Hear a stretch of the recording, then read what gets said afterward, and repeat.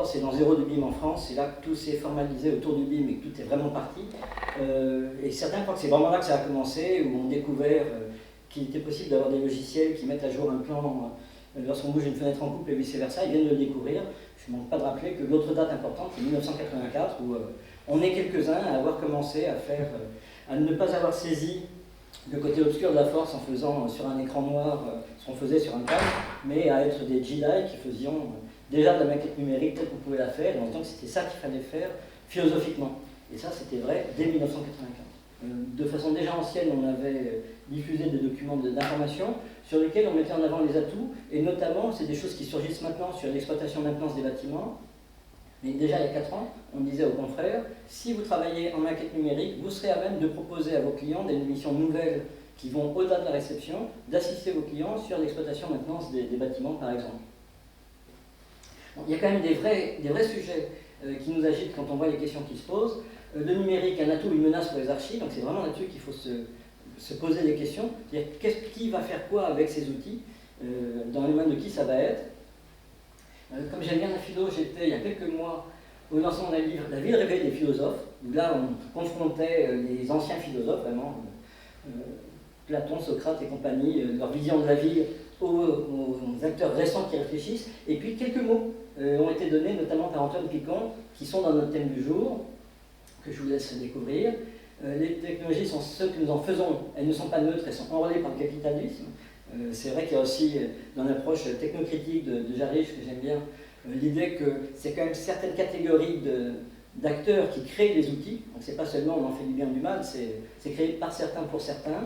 J'aimais bien, il a répondu à une question de personne dans la salle qui disait mais est-ce que l'intelligence artificielle ne va pas nous bousculer, ne va pas faire des choses terribles sans nous? Et lui il disait rassurez-vous, pour l'instant l'intelligence artificielle elle est très très limitée, voire très peu intelligente. J'ai peut-être dit le contraire dans la journée, je ne sais pas, mais tout le monde avance de façon très, très modeste et de plus en plus émerge l'idée, en tout cas sur le terrain de façon opérationnelle, d'une frugalité numérique, de dire faisons ce qui est nécessaire et suffisant mais pas davantage. C'est ce que j'ai développé dans des posts récents sur LinkedIn. Après avoir lu ce numéro de Socialitaire que je vous conseille sur le low-tech, de revenir sur une approche pragmatique. Le low-tech qui s'applique à la construction d'un bâtiment, des outils numériques ou d'autres, c'est quelque chose qui est utile, durable, accessible. C'est vraiment les données de base pour moi. Et si on parle de numérique, être low-tech ne veut pas dire refuser le numérique, il s'agit de l'utiliser à bon escient. Dans quel but utilisons-nous cette technologie? Quel modèle choisissons-nous pour la développer? Et ça, moi, j'adhère totalement à ça. Et au nom de l'ordre, dans mes activités en tant qu'architecte, consultant, ce sont ces points et cette façon de faire que je mets en avant. Ce n'est pas des renforts technologiques, c'est au contraire une approche basique, nécessaire. N'en faisons pas plus, sinon on va faire peur à tout le monde. Je recite une formule qu'on est beaucoup à avoir co-inventé, le BIM. C'est 20% de technique, 80% d'humain.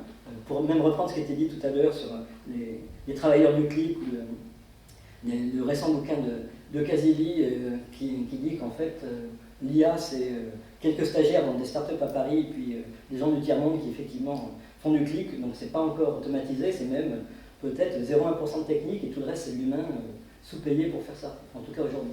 Et puis c'était la directrice de l'USTP qui, lors de la remise des diplômes, expliquait à tout le monde, vous avez un beau diplôme de diplômé du master spécialisé BIM de l'école des ponts et de l'USTP, c'est très bien, mais ce qui compte le plus, c'est l'humain, c'est la façon dont vous allez arriver à travailler avec les autres personnes autour de la table.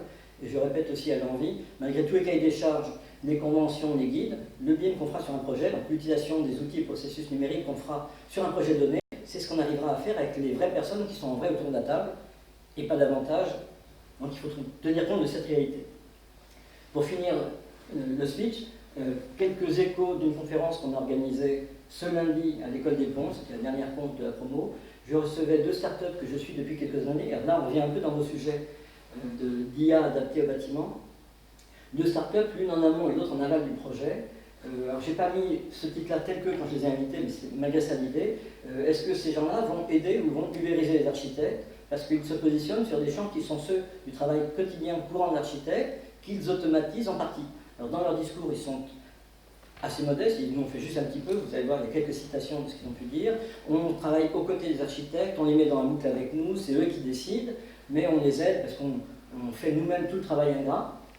Ils sont sans doute sincères, je ne sais pas ce que l'avenir fera de leurs outils, ni ce que les maîtres d'ouvrage ou les clients feront de leurs outils. Peut-être que si eux sont sincères en espérant travailler avec des architectes, peut-être certains de leurs clients se diront peut-être que grâce à eux, on peut bosser sans archi, on n'a pas besoin de s'affronter à leurs égaux, on n'a pas besoin de les payer, et puis on a quelque chose qui est scientifique et qui va bien. Ce qui est intéressant, il y a dans ces deux startups des gens qui sont de notre monde, des archis, des urbanistes, et puis des gens qui sont du monde du développement, des codeurs ou des chief data scientists. Donc là, on avait un de chaque, une urbaniste d'un côté et puis un scientifique analyse de données d'un autre. Chez Builders, qui est une startup qui crée des outils qui, entre autres, font des études de capacité automatique sur les parcelles. Alors, ce qui est intéressant, c'est que là aussi, on voit émerger ces outils. On parle d'algorithmes, on parle de, je vous ai évoqué 1984, et on parlait déjà de dire est-ce qu'on pourra un jour prendre un PLU et puis produire le plus grand volume capable ou les formes les plus intéressantes. C'est entre autres ce que eux cherchent à faire. Ils intègrent le PLU à la main en une quinzaine de jours distille, et puis à partir du PLU de la parcelle et même des données environnantes sur les projets, aussi bien volumétriques qu'économiques, ils savent fabriquer des milliers de solutions avec la machine, un peu comme tu disais tout à l'heure, qui tourne, qui produit des milliers de solutions, et ils retiennent les 10 plus intéressantes, plus pertinentes, et ils évacuent aussi celles qui d'office ne marchent pas. En disant, on pose des graines, on vérifie sur le site, et c'est, a priori, un urbaniste ou un archi qui a le dernier mot au final, d'une façon qui peut être très complète, y compris de récupérer des maquettes faites par un archi pour vérifier, c'est un des thèmes du moment qu'on voit dans beaucoup d'endroits, vérifier la conformité d'un projet aux règles du PLU d'une façon numérique et automatisée, ou à l'inverse, générer un projet qui sache répondre aux contraintes du PLU.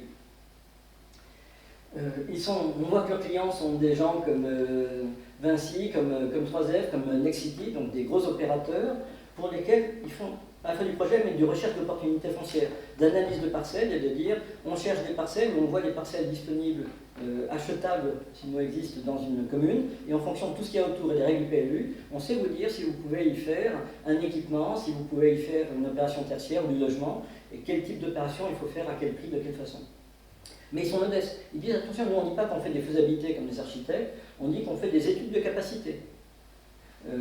Nous souhaitons être au milieu des parties prenantes avec les autres. Après, on peut se dire, est-ce que c'est gênant pour les architectes que ces structures-là fassent pour quelques centaines d'euros des études de FESA, qui sont le boulot des architectes? Si on dit que la plupart des promoteurs privés font faire gratuitement par des archis ces études-là, est-ce que finalement c'est gênant? Si gênant que ça, on peut en tout cas se poser la question. Voilà des exemples d'études d'opportunité sur des... Ah oui, on n'a pas de rouge, donc normalement on devrait avoir des tas de points rouges qui sont toutes les parcelles d'une ville qui peuvent être intéressantes à explorer, mais en fait leur truc c'est pas que ça. C'est aussi dire, on aide des gros opérateurs à faire des opérations en fonction d'études et d'analyses de PLU, mais on cherche aussi à faire naître de petites opérations de quelques dizaines de logements, en identifiant des parcelles susceptibles de les abriter, en ayant une plateforme de travail qui permet, dans une espèce de nouvelle logique, conception-réalisation un peu participative, d'amener des solutions, notamment d'habitat, dans les petites communes, sur des petites parcelles, pour des petites opérations. Donc il y a cette volonté que je trouve assez intéressante si elle marche. On rapproche les architectes et les promoteurs, on crée des dynamiques de groupe, on ne peut pas être contre. Et puis ici, c'est comment on construit plus de logements. Avec ces outils, avec cette méthode, on négocie dans la ville, on voit si des règles sont contradictoires, on propose des dérogations ou des alternatives aux villes. Je sors d'une journée, on a parlé avec les jeunes étudiants désormais habilités à HMO, pour certains d'entre eux, du rôle de l'architecte, de ses marges de manœuvre et de négociation avec leur maître d'ouvrage. On peut se demander, est-ce que ces gens-là seront à notre place, ou est-ce que si nous on s'arme de ces outils, on aura en tant qu'architecte plus de moyens de proposer des solutions pertinentes aux clients et de restaurer davantage de force dans notre position. Et puis la deuxième startup, Abix, qui existe elle aussi depuis quelques années, qui se positionne comme des gens qui font de la commercialisation et de la communication d'opérations de logement, essentiellement d'ailleurs en promotion privée. Comme ils le disent, tout ce qui était ici, c'était tiré de leur discours. Les promoteurs nous confient une opération, les habitants viennent sur le site, disent ce qu'ils souhaitent acheter comme type de logement, et ils font tourner une moulinette qui fabrique des plans de ce type de logement, je vous le montre dans un instant. Et en disant, en ayant une approche qui pourrait être celle d'archi, ils disent actuellement un promoteur vend des appartements qui plaisent à peu près à tout le monde, mais qui ne plaisent réellement, vraiment, totalement à personne. Et nous, on essaie de faire des choses qui plairont davantage de façon plus ciblée à certains utilisateurs, qui peuvent exprimer leurs souhaits, ce qu'ils ne font pas aujourd'hui. Et là aussi, la main sur le cœur, nous travaillons de façon qui semble assez sincère, nous travaillons toujours en accord avec l'architecte de l'opération. Les archis sont contents de travailler avec nous, on ne fait pas le projet à leur place, on les décharge des parties ingrates, on installe des prises électriques, on dimensionne des toilettes et on installe les différentes zones, on ne remplace pas, ce ne sont pas des robots qui font des projets, ce sont des algorithmes qui aident à optimiser le travail des archis derrière. Et puis on ne travaille pas que sur des riches, ils ont une logique qui devrait être celle des architectes, de dire on aide aussi des gens qui ont des moyens limités dans des villes comme Sartrouville, à optimiser le logement, à optimiser le budget, et on permet aux gens, pour le même budget, d'avoir un appartement mieux fait et d'avoir 2 mètres carrés en plus, parce qu'on intègre les travaux modificatifs, qu'on intègre certains éléments qui permettent d'optimiser. Et leur job, en fait, c'est ça, c'est de dire on part d'un permis de construire fait par un archi, on a une coque qui est connue et figée, qui ne bouge plus, on a des points durs qui sont les éléments structurels du projet, on a des gaines qui descendent, mais tout le reste, la disposition des cloisons est libre, et en fonction de demandes qu'on formule un peu à la carte sur le web, leur moulinette va générer des plans d'appartements. Et de façon, et ça je trouve ça intéressant même pour les archis, de dire c'est des esquisses d'appartements, et au lieu de donner l'impression d'un dessin bien dessiné, finalisé, on vient presque à des choses qu'on ferait à la main pour faire réagir des utilisateurs d'un appartement. Est-ce que vous voulez le salon à gauche ou à droite? Est-ce que vous voulez que la cuisine soit proche du salon ou pas? Est-ce que vous voulez une petite cuisine et un grand séjour ou l'inverse? Eux savent le faire avec des algorithmes quasi automatiques, donc c'est là-dedans qu'il y a de l'IA, c'est des boîtes dans lesquelles il y a des dizaines de personnes désormais. C'est l'histoire classique des startups. On était 3 il y a 3 ans, aujourd'hui on est 25 ou 50, on embauche, on fait des tours de table et en disant bah, peut-être qu'on va tout révolutionner, ou peut-être qu'on va se faire absorber ou disparaître dans un an. Mais même cette approche de dire qu'est-ce que ça peut être une nouvelle esquisse, ou de dire ben, quoi qu'ils fassent, les archives font toujours des plans quasiment orthogonaux. Tout le temps là on peut imaginer générer des nouvelles formes de plans. Et puis ici c'était sur une opération à Nantes, de dire il restait quelques plateaux d'appartements. Et en faisant tourner des moulinettes itératives et en fonction des appartements, plutôt que de dire on a soit des apparts de 60 mètres carrés, soit des apparts de 110, point final, de dire bah, si quelqu'un veut un appartement de 90, on sait lui dessiner et on sait quoi faire des 20 mètres carrés qui restent qu'on va attribuer à un autre appartement.